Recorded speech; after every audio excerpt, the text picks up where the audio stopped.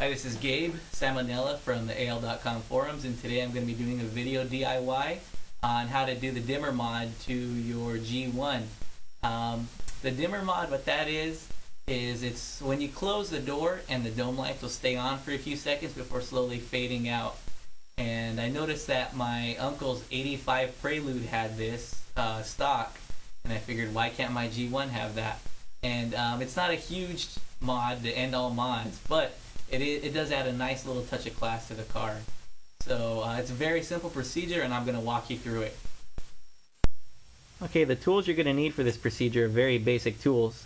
We have a Phillips screwdriver, some wire strippers, a 12-volt tester, and a slotted micro screwdriver. Okay, so obviously the first thing we're going to want to do here is gain access to the wiring underneath the dash. And to get to that, we're going to have to remove the lower dash panel underneath the steering column, and that's simply held in with a bunch of Phillips screws. Now, there were a lot of differences in the years. On my 87 sedan, the fuse box is located on here. I know on the coupes that it's located here in the kick panel. Regardless, if it's there, you're going to have to remove it. So that'll be the first thing to go, and then you can just get started on the thousands of Phillips screws that are located around this area.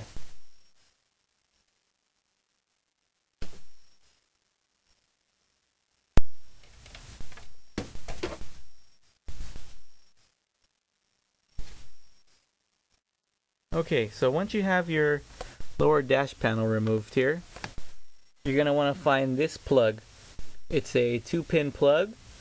One white wire with a blue stripe, the other white wire with a black stripe. This plug actually goes to the lower footwell light, and that light is on a timer. Stays on for about 8 seconds after you close your door. We're going to be tapping into the ground side of this wire and using that to put the timer on our dome lights as well. Okay, so the next wire we're going to want to find here is the wire that controls the dome lights themselves. And on my 87 sedan, that's this black wire with a white stripe. I don't know if you can see it there. It's located on the middle plug of these 3 yellow plugs underneath the dash. And just to confirm it, as you can see, with our 12-volt tester, there's no voltage right now, but if we were to hit the switch here, close the doors, now we have voltage, door open, door closed. So if your wire is different, you're going to want to test it with a 12-volt tester to confirm that you have the correct wire. Okay, so now we're going to go ahead and remove the pin from the harness plug.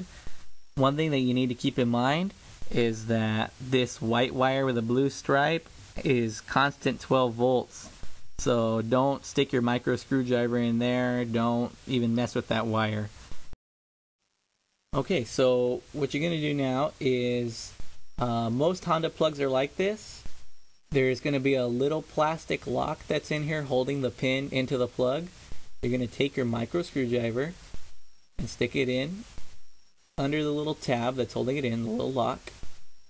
Lift up on the lock. Then, while holding the lock up with your fingers here, go ahead and just kind of jiggle the plug a little bit, and the pin will come right out. Very simple. Don't put too much pressure, because if you're putting pressure and it's not coming out, it means the lock is not fully lifted up yet. Doesn't require that much force. It's very simple to do. Alright, so we have that done on this plug. Now you're going to want to take out the middle yellow plug I showed you earlier and do the same procedure on that.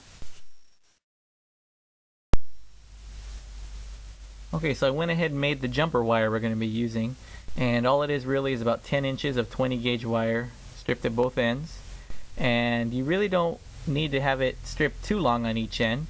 You don't want any exposed wiring sticking out of either of the harness plugs when you put them in.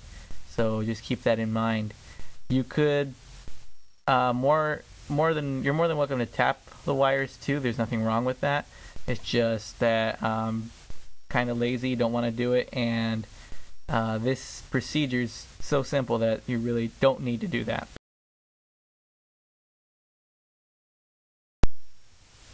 Okay, so now you're just gonna take the wire and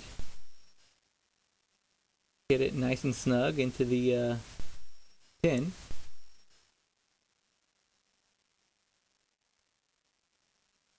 And then reinsert the pin into the harness plug. Be sure and insert it the right way because you want it to get in and lock. Once you hear it snap, you know it's locked. Give a good tug on your jumper wire, make sure it's not going to come loose.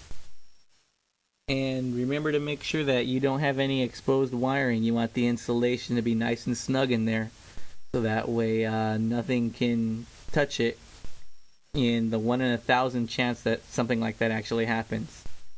So then you're going to want to go ahead and take off the other harness plug and do the same procedure.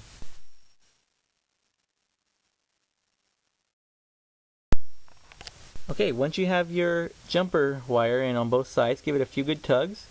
Make sure it doesn't come out at all on both sides.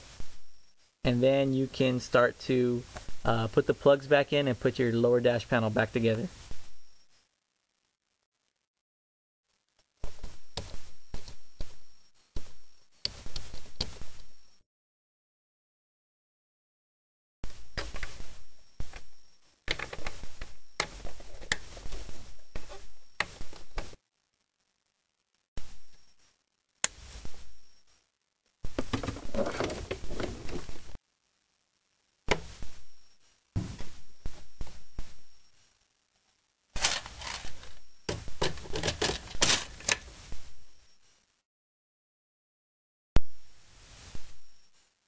Okay, once you have everything back together, make sure all your other doors are closed. Hit your driver's door switch and hold it, wait a few seconds, and your dome lights should fade out. And there you have it, the dimmer mod. If you have any questions, feel free to PM me. It's a very simple procedure. This is on my G1 sedan. Should work for G1 coupes as well. Just a matter of finding the correct wiring. G2s, I'm really not sure. I'll have to check with my sister, see if she'll allow me to do it to her car. We may have one for you guys too.